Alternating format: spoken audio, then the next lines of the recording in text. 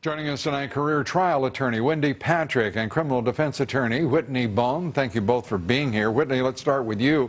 The defendant in that case, Juan Francisco Lopez Sanchez, will stay in trial.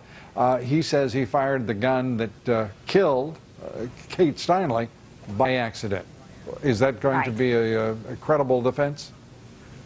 Well, I mean, if there's not evidence to the contrary, but from what I've heard, there's actually forensic evidence that supports his theory of the events, because the way that the bullet entered her body was such that it's consistent with it ricocheting off of a building. They've said now that he did not steal the gun from the federal agent. They do not suspect him of that, so there's no inconsistency with his story that he found it under a bench and then was using it. There was no safety on it. He wasn't using it to fire it. It was in a bundle. It fired. I mean, I don't know if that's true or not. So I do know that I believe that's a credible defense. Yeah. I do. I think it's a credible defense. I do. Wendy, the idea that the charges are second-degree murder and being a felon in possession of a weapon, are those the appropriate charges in your judgment? Well, it certainly could be, because here's the deal, Lou. You've got a guy that is firing a gun. Now, it's true the ballistics support the fact that it ricocheted, but that doesn't necessarily absolve the defendant from liability from a murder charge. Remember, the difference is a murder charge requires that level of criminal recklessness. We used to call it depraved heart murder in law school. This is the level they're going to have to prove. So firing the gun in that area to begin with, if they can prove that, that would support the charge in and of itself. Let's turn to if it was an accident, I mean, that it's not murder, it's manslaughter at worst. Well, there comes the jury part.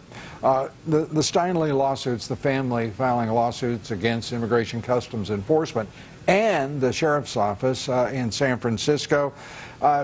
Whitney, do you think those charges and those suits will stand up? I don't, actually. I think that, even if you put aside the fact that there's going to be governmental immunity, even if you put aside the fact that they were following the correct policies and procedures for their respective agencies, when you look at it from the perspective of this could have been an accident as well, it becomes even more attenuated.